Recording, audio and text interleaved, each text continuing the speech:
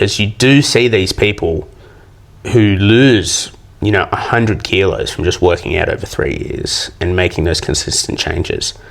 And so it's a mentality of, well, you did it, you can undo it, surely. Exactly. Yeah. You've dug yourself this hole and now pull yourself out of it, rather than pay $10 and get someone to bring a ladder down. Hey, Jesse. Hey, Lisa. How you going? I'm well. And hello to you too, viewers. Do you want to start by sharing a bit about yourself and your health journey? Yeah, sure. So, I grew up in a sporting family. Both my parents, as I was telling you before, were PDA PH teachers, PDA PE. By trade, mum was a high-level tennis player. Dad played rugby and soccer his whole life. Yeah. Wow. So, me and my dad team up to play tennis against her, and we still lose. She's very good. So I've been around sport my whole life, and fitness has always been a big thing. So my dad's side of the family, we were all big people. Like, we look at cake and put on a kilo. Whereas my mum's side was very easy to keep the weight off. Growing up, it was always like portion sizes and playing sport. And, I was always playing a summer sport and a winter sport. And then going to the gym, once or twice a week, or involved in sport in schools. So sport's always been a really big thing in my family. And as soon as I left school, stopped playing sport because I was at uni and working, and stopped going to the gym as much because I was by myself, and kept eating and drinking a lot more because... And looking at cake, plenty of looking at cake. I actually remember one time I went, you know what, I'm an adult now, I do what I want. So I went and bought a chocolate mud cake and a thing of custard and ate that for breakfast. And I was like, that was a really bad decision. Was it those Coles ones? Yep. Yeah. And so, I blew up after high school. I was a big boy in high school, but definitely not what I blew up to be. So what was your highest weight? Highest weight was 150. Okay. It's the biggest I ever was. That was just before I got the surgery. I'd fluctuated a lot throughout, 5-6 years after high school. I was, the lowest I ever got to was 115. And I fluctuated between, most of the time it was between 125 and 140-ish. That was my most fluctuation. I thought I plateaued. I remember specifically thinking I plateaued at 138 at one point. And I was like, oh, that's as heavy as I'll get. It was not as heavy as I got. So 150 was your highest, and then... But at that point, you had already started weight loss attempts, right? Yeah, so I'd been, as I was a big boy in high school, it was always like on diets or always doing something, all my drinks were always the sugar-free drinks, or they were, always the meat and 2 veg type thing. And after high school, when it was by myself, it was like, okay, I've now got to start doing actual diets and meal plans and stuff to try to force myself to do it. So, I've seen multiple nutritionalists. I've been to heaps of doctors and tried everything I could. Well, probably not everything I could, but, everything I felt comfortable doing under the sun. Like, I think the best diet I was on was keto. I was very fluctuating with keto, but this time I was like 0 carbs. I only eat rotisserie chickens. That's it. It was the most successful. I looked the best I ever had. I felt good in my body and going to gym and stuff. But I remember what weight did you get down to? I got down to 115. Okay, yeah. Yeah. So I was 140 and I got down to 115 on that. I remember what broke me is I was standing in Coles and I walked past the bread section, and I loved bread. And I was like, oh man, I want bread so bad. And I walked over to the deli meats and picked myself up to, packs of ham or whatever, a pack of ham and chicken. And I sat in the corner and cried. I was like, I'm so miserable on this diet. And that just broke me, and then I ballooned up again. And Yeah, okay. But it was just like, it was really good body-wise, but mentally it just was not okay. Do you think maybe what worked about keto for you was that because it was a restrictive set of rules? Like, do you think you're sort of an all or nothing 100%. person that responds well to rigid 100%. Yeah, rules? I need to be able to, like, not force myself to do things, but if I'm very much all or nothing. So I tried keto before where it was like, 20, 30 carbs a day or whatever. And I just ended up going over that, you know? And so I said, nah, I've got to, either be all in or I'm all out. And it worked all in, but it was crap. But yeah, definitely have that personality type. I kind of can't do things halfway. Do you think your attempts at dieting were healthy? No, definitely not, because it was always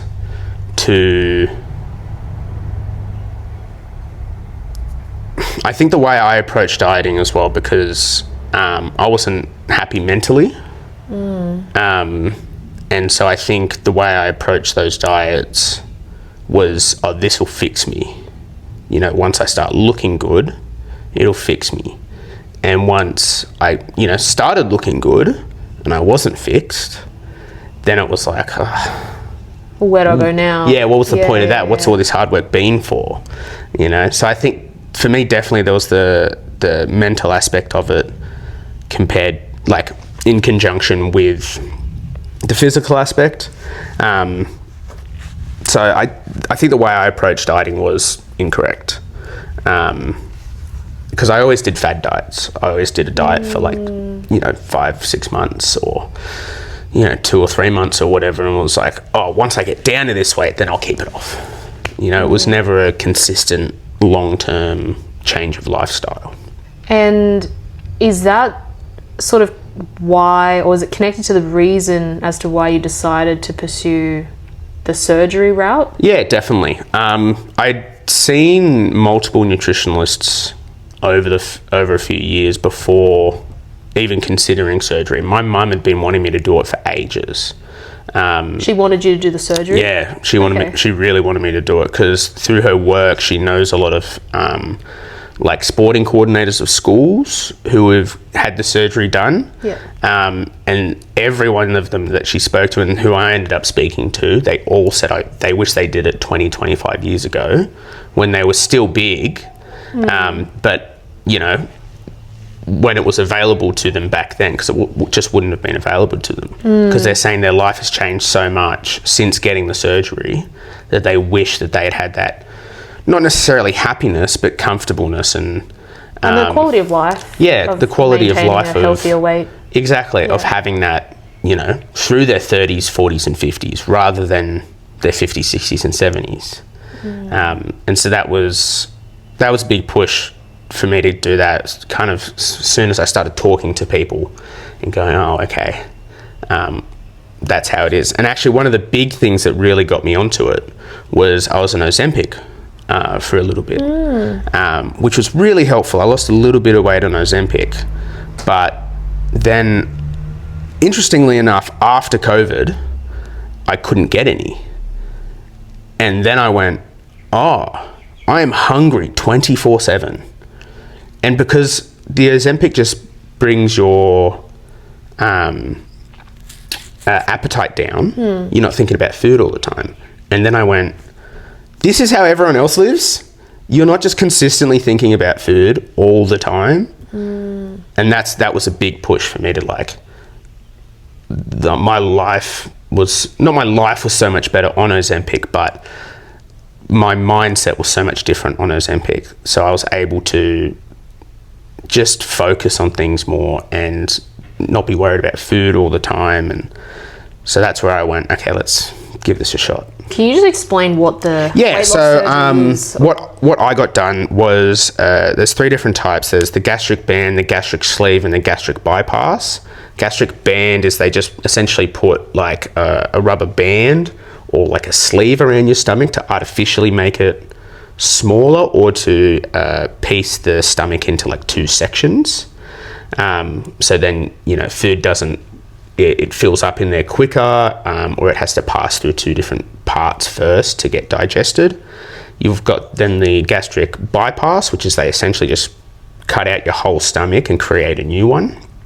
I got the gastric sleeve, which is where they cut out 80% of your stomach and then sew or staple it back together. And they cut out so much so it can regrow, because the stomach shrinks and your stomach grows. So will your stomach return? Yeah, it's returned to normal size now. Full size? Oh, okay. So when I first started, it was like, you can only eat like jellies and custards and obviously low fat. Sounds yum. It's good for the first 2 days. Yeah. But when it's like, because it hurts going down your throat, I could feel at the top of my stomach where it had been cut. And that then made pains in my back. And that was really tough. But the biggest thing I found, and it's something that I'm still struggling with, is what you think you can eat and what you can eat. I'll often get halfway or 2/3 of a meal and just like go, I have to throw this shit out now. Like stuff I've cooked myself and portioned out myself, and I go, So even though your stomach's been, partially removed, but then it's grown back, yet the effects of the surgery remain? Like, how does that work? Yeah, so as I said, they cut out so much so it can regrow. It's like your ears, they're rubber bands essentially. They grow and shrink with size, with use. But doesn't that mean, will the appetite return eventually, or? Yeah, it does. Like the appetite does return, but the appetite's a really big mental thing, I think. So I remember speaking with a lot of my mates when I told them I was getting the surgery done, and one of them was like, "Oh, that surgery does nothing." And I was like, "What do you mean?"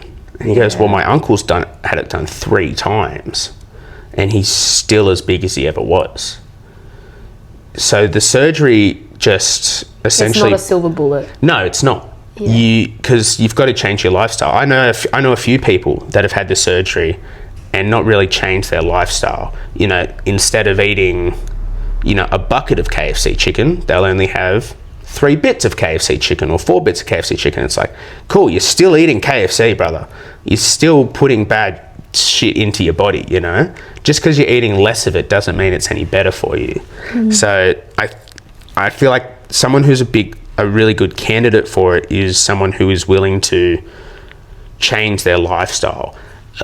Someone who is allowing the surgery to change it for them, because it's essentially Surgery's just like a catalyst. A catalyst, yeah, that's a good way to put it. Because you sort of needed it's like a reset push. Yeah. And that's the way I always looked at it, as a reset of okay, me personally have made this mistake, and I've gotten to the level where my stomach is so big I can eat 2 rotisserie chickens in one sitting, and go for a run. Not that I did, but I could eat all this food. We're gonna pay a bit of money, reset back to the start, and go from there. So it's as you said, it's not a silver bullet. Some people lose 5-10 kilos on it. Some people lose 60 kilos on it. It's some people lose heaps of stuff. It's not going to fix what is broken in you, but it's going to restart and give you the opportunity to fix it. It wasn't that I was always eating the wrong things. I was eating too much of the good things. Yeah. Yep. So say you'd have a meal and go, you have 2 chicken thighs and a plate of veggies or some salad or whatever.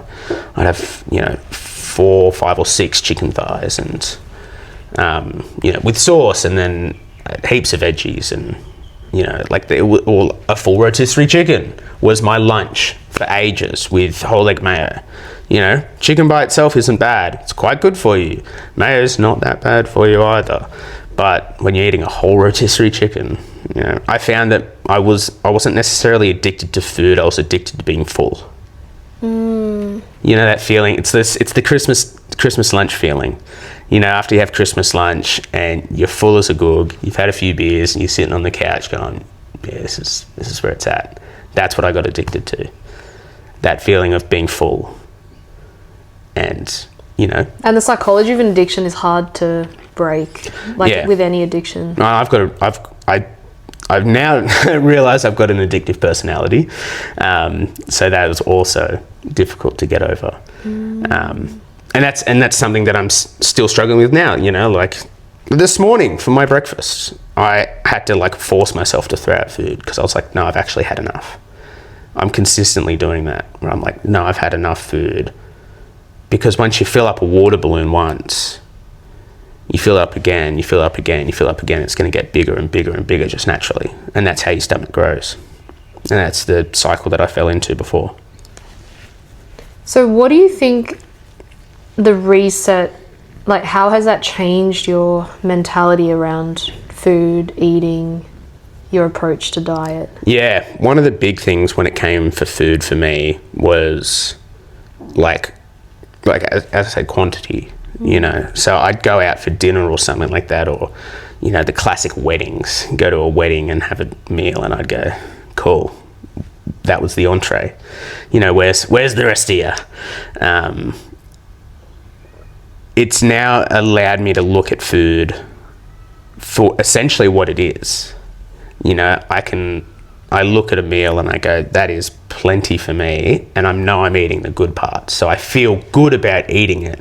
You know, I'm not ashamed of eating the whole thing, or I'm not like spend $25 on a meal and then go, now I'm hungry still. You know, I can sit down and appreciate actually what I'm eating, and enjoy the food because I know it's good food for me.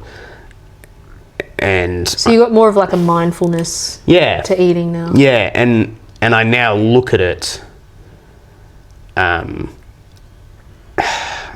look at it as sustenance. Before it was just, I had so much fat and muscle and body. I had so much body that it was, I could go a few days without eating and still feel fine, even though I felt, you know, my brain was hungry.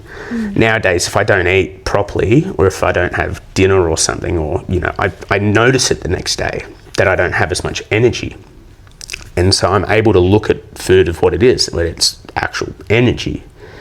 And that kind of makes me go, well, putting the good food in is, you know, food affects you a lot more now compared to what it did before. I could eat whatever I wanted under the sun and it didn't make a difference. You know, whether it was chicken that had gone off 2 days ago, no worries, iron gut. Now I've got to be really careful with what I eat and making sure that I'm putting the right stuff in. Otherwise, I do notice the negative effects of it. You know, I'll have KFC and then feel like crap for the rest of the day. So I'm like, okay, well, if I want this, then I've got to be able to get over that. I go, do I want to feel like crap? No, I'm going to go get a salad then, because I know I'm going to feel good for it. I think part of that as well is because you've made these long-term changes. So your body's, I mean, our bodies are adaptive, right? So they adapt to whatever we fuel it with. I found that now I've got a healthier diet. Whenever I eat a lot of junk food, you know, I break out, I don't feel good. Yeah. And so I don't I don't gravitate toward that food as much. I still enjoy it occasionally, but I don't like have that same craving I did when I had a more unhealthy diet. 100%. And that was like, that was normalized for me. Like that was a normal meal that I could have for lunch, dinner, you know, multiple meals in a row. And that feeling of being unhealthy felt normal.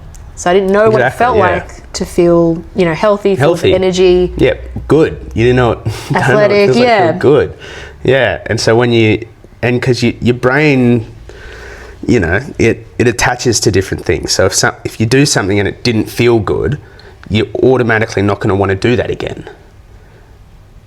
So when you don't feel good after eating like crap for a few days or not taking care of yourself, your brain goes, oh, get back, get away from it. Same with gym for me. I feel great after the gym. And so if I haven't been for a little bit, my brain's like, we should really get back because you feel great at that. Like, let's keep doing that, please. And as we said before, it's the reset. That was the big thing for me. I had so many people, I still get people Asking you about it. yeah, oh, it was a cheat, or, you know, did you try other things first? And I'm like, yes, I did try other things first. But if people want to look at it as cheating, sure, dude, it has changed my life for the better. You know, I lost 60 kilos on this diet. I've been able to do what I want to do. Like if someone has mental health issues, right? So obviously they can do like cognitive behavioral therapy, like not go down the medication route. But I don't think there would be really a stigma for someone that's like, oh, I'm struggling with depression and I've tried behavioral interventions, seeing a psychologist, but actually none of it's worked. I need antidepressants. Yeah. So people wouldn't look at that with stigma. Or I suppose not as much. Well, but why do you think this is different though? I understand why people look at it differently, and I used to look at it like this as well, because it's something that you have done to your body. Like, sure, your metabolism, like my metabolism is my metabolism is a lot slower than someone else's. Like growing up, my best mate was, you know, he could eat whatever he wanted and lose weight on it. As I said before, if I look at cake, I put on a kilo. But it's still something that you have done to your body, you know, because you do see these people who lose, you know, 100 kilos from just working out over 3 years and making those consistent changes. And so it's a mentality of, well, you did it, you can undo it, surely. Exactly. Yeah. You know, you've dug yourself this hole and now pull yourself out of it, rather than pay $10 and get someone to bring a ladder down. You know what I mean? And I totally understand that perspective, but the benefits that the surgery has given me is far outweighs anything anyone could ever say about me cheating for it. The question you probably get a lot, right, is like, do you think you could have done it without the surgery? Sure. Do you think? But not before I not before I kill myself, like, like, a bit morbid, but like, as I said with that story before, like doing that diet, I just was so miserable. You know, I stopped seeing my nutritionist because I was so miserable. And I just, and I wasn't doing well with the nutritionist or whatever. You know, I remember I had an ice cream. Well, I didn't have an ice cream. I had like 3 ice creams because I was just feeling like garbage. And food was obviously like like an emotional crutch or something. Yeah. It's what I fell back on. Yeah. And the nutritionist didn't rip into me, but they like questioned it. And they were like, blah, blah, blah, this stuff. And I was just like, and I just freaked out. You know, I stopped seeing him. You know, not the right thing to do. It wasn't, you know, but it's just, so sure, I probably could have, but. Because I think that's probably what a lot of people wonder, right? Yeah. Is like, well, did you really try everything? And that's why I didn't get it as early as I did, because I always felt like a bit of stigma and shame. I always felt like I hadn't given it 100%. And like looking back on it now, I go, I probably didn't give it 100%. It's not as simple as, oh, you know, just learn about nutrition and then bam, bam, bam, put together a meal plan and you follow it and you're in a calorie deficit. Yeah. Right. It is like, I understand it is not just so black and white. So do you think it would have been helpful to seek more psychological help? And maybe is that what people are missing with their weight loss journey? Do you think more people should try and focus on the mental aspect? I think just in general, yes. Like people need to focus on their mental aspect anyways. Yeah. But the change that I always think comes from within. So someone out there is not going to change, or at least they shouldn't.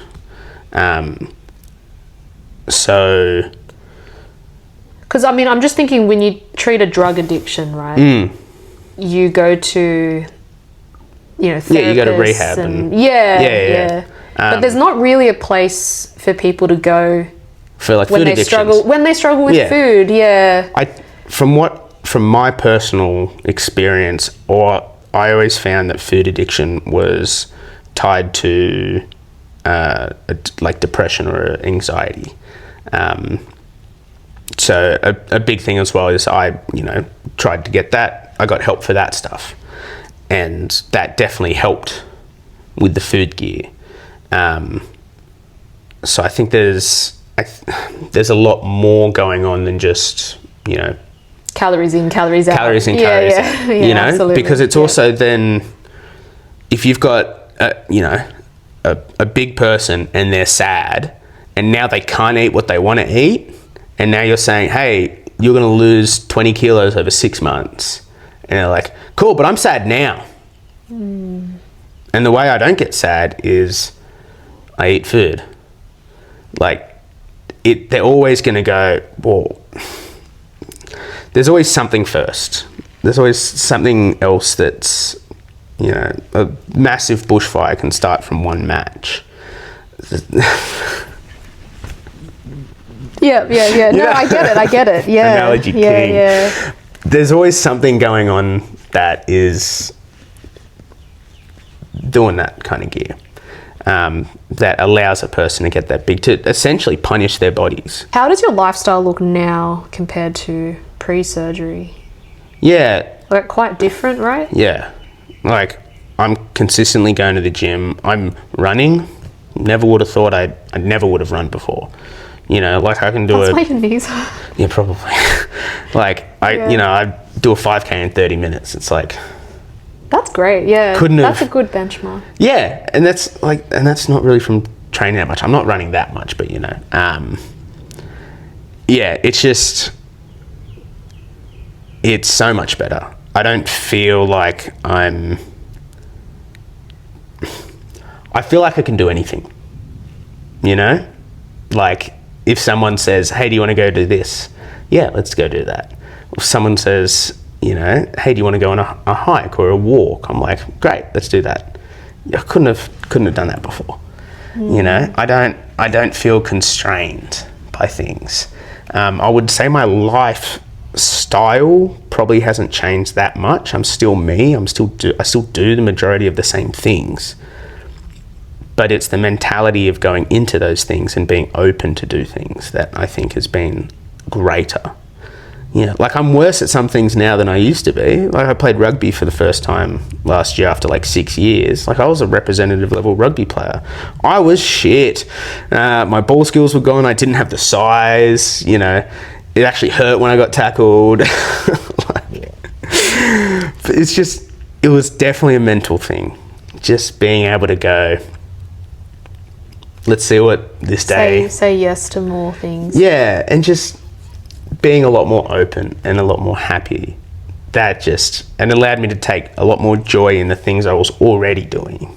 You know, I'm not like the happiest guy all the time, but yeah, it's looking up, right? Like, there's a bit of hope there, which I just didn't have before. What advice would you have to someone who's kind of on the fence about the surgery? And then what advice would you have for someone who's just done it? And any advice for, like, maintaining that? Yeah. If you're considering it, really consider it. Like, don't just go, oh, you know, that'd be good to do. Because it's not cheap and it's not easy to do. Like, I wasn't eating... How much was it? Do you mind me asking? It was about 11 grand. And that is not a small amount of money. And I'd qualified for, because I was so big, I'd qualified for, like... Was it subsidised? Yeah, subsidised. So how much would it be? Well, wouldn't everyone big qualify for it then, in that case? No, because you need to be a certain size. Like, based on BMI? Yeah, well, sure. I was just about to say based off weight and height, and I went, yeah, that's what BMI is. Yeah, sure. So, and they do want you to do things first. So, like, see nutritionists and see doctors and stuff like that, they want you to do that because they don't want just somebody to get really fat really quickly, then get the surgery. You know, because there's a lot more people that actually genuinely need the surgery, and a lot of them are a lot older, and it's a lot harder for them to do it then. Is it harder to recover if you're older as well? Yeah. Same with every injury. It's harder to recover when you're older because your body isn't as good as it used to be, right? So if you're a young person looking to get it done, really consider it. But like, and obviously weigh up the risks.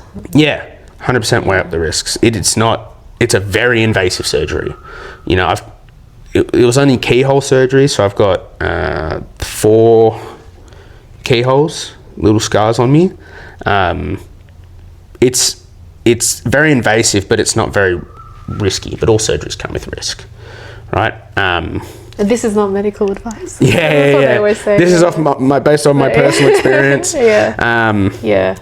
But it's not, as we said before, it's not a silver bullet. I didn't eat solid foods for 6 months. You know, it was soups or, you know, shakes or all this stuff. I remember before getting the surgery, I was on VLCD. I was on shakes for 2 weeks. I almost got a punch up with my boss at work because I was just so angry, so hangry. But it's not like it doesn't just fix it. Just be willing to. It's definitely quicker than trying to lose the weight yourself. Without medical intervention, it's definitely quicker. Like, no bones about it. But you've still got to work for it, and be careful. Do what the doctors say. I know that's so obvious, but like a year after getting it done, I stopped taking my multivitamins.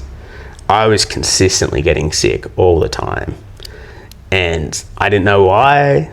I was like, what's going on with me? About 6 months ago, I started taking them again. I've never felt better. Big on the multivites now. So yeah, just really sit down and think about it. I think it's really good. I've got mates who I think it would work well for them. But don't go into it thinking it's going to be a silver bullet, and don't leave anything on the table. Because if you're not willing to try hard at losing the weight first, you're not going to keep it off afterwards. Or working on yourself first, like you said. Yeah. It's a whole body thing, you know. Your mind is going to control your body, and your body's going to control your mind in some aspects. So you need to get both at least in conjunction, or at least on the upward trend. If you want to better yourself, you can't just better your body and you can't just better your mind. You've got to do both. You know, one will come with the other a little bit more. Like, my mental health is definitely appreciated since losing all the weight, but it's still not great. You know, I still need to work on that aspect. I think nothing really like fixes us completely, right? We're human. We're always going to have human struggles. Yeah, exactly. Even if you look amazing, and you still might feel like crap the whole time. That's true. You know, that's true. So it's not a fix by itself, but it's a really good start. But you got to want it. You do have to want it, because you know it's not like they turn your stomach into metal or anything. It'll grow back. You know, I've felt my stomach grow back. I've seen it over the nearly 2 years of eating bigger and bigger portions, and then I go, oh shit, I need to. So what's your advice or your approach to diet now that's helped you maintain? Because you have maintained weight loss, right? Yeah. So the lowest I got was 88. Yeah. I'm up to 93 now. Yeah. But that's just lack of consistency over like the last 2 months. I don't eat properly. Like, realistically, I don't. I don't eat as I should do. Most of the time I just eat what I want, but it's a lot smaller portions of it, but it's not going too crazy, you know? So some nights I'll just have like a tub of protein ice cream, and that's my dinner. You know, it's not perfect nutritionally, all these different things. It's not great nutritionally, but you're just focused on moderation. Yeah. Overall. Yeah. Like, I'm doing my nutrition's course, which will hopefully, get better and just allow me to understand the way food works within your body. But it's not something I worry about as much, because I know for me, moderation was always the big thing. It was never eating a a salad or whatever. You know, I'm now locking in a little bit more, so I'm eating more salads and stuff like Nice. that. Yeah. Yeah, I don't eat that many carbs, or when I do, it's better carbs. But yeah, it's I'm very stupid, so keeping things simple makes life easy for Jesse. Like my meals at the moment is just a giant slow cooker that I did in a giant bit of Tupperware, and I scoop out some and put it in my bowl and take that to work, or that's my meal. Okay, so with your nutrition course, and you're studying to be a personal trainer as well, so that's exciting. Yeah, I mean, I'm excited about it. Well, let's finish with this. Where do you see this all going in the future? Yeah, look, to be real, I don't really have any plans. I started doing the personal trainer's course because I wasn't happy at my last job. And I was thinking about, what am I going to do with myself? You know, I've been to uni, I've studied at uni/TAFE 3 times, you know, and I haven't used any of those. Well, I have. Did you finish all those courses? I finished 2 of them. Yeah, sure. What were they? So Communications and Media Studies was a bachelor's when I left high school. Graduated during COVID, so nothing happened there. And then I went back to do a Master's of Primary Education. Oh, yeah. I didn't get what I wanted to get out of it, so I left about 6 months in. Mm-hmm. And then I went to TAFE and did a Cert 3 in IT. And that's what I was doing for the last 10 months, is doing an IT degree. Sorry, doing an IT job, which I just didn't like. Mm-hmm. So the way I sat down and I went, well, what do I enjoy doing? I enjoy going to the gym, and I actually really enjoy showing people how to work out. You know, I'd taken, a bunch of my mates, showed them how to do it. One of my best mates said, we had those AIPT things up at, in our gym. They've got like the banners up there. It was like, have you ever considered that? And I was like, no, I'd never considered being a personal trainer. Who wants a 150 kilo personal trainer? You know, it's like, obviously you can still have bigger personal trainers, but if I'm picking a personal trainer, I kind of want to see the credentials, right? You know, I don't want a personal trainer that's do what I say, not what I do, you know? That is an interesting point, because sometimes when I tell people what I do, the first thing I notice them do is just like look me up and down. Yeah. Like even subtly. Yeah. Not in like a creepy way, but it's just like, are you though? Yeah. Yeah. Like, and I know you don't have to, but it does show. So it's something I'd never considered. And then I was like, well, I'm, a bit fitter now. It's something I enjoy doing. And you've had a journey, and you've proven that you know how to keep fit. So. And a lot of people who get the surgery are in their late, 40s and 50s, never touched a gym before. That could be your niche. That is exactly what I was thinking. As a young bloke who has had the surgery, knows the struggles, getting someone into there and going, hey, look, I've done this. I know how hard it is. That's such a unique experience to have. Exactly. And there's not many people that have done that and are now turning it around to help other people. But I think there's been a growing... Well, you're not doing it for free. So true. Really, you're not a philanthropist.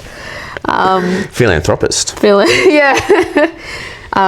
I think there is a growing acceptance in our culture of using these medical interventions. Yeah. It's a lot more normalized. Like, I'm hearing ads for it, even though they don't directly name the drugs.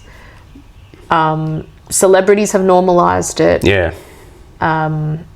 So I don't know. I mean, it just goes to show just how hard and just how much work it takes. Yeah. That if a celebrity who doesn't have a regular 9-to-5 job and has all the resources in the world, and they still need and they're still getting the surgeries done.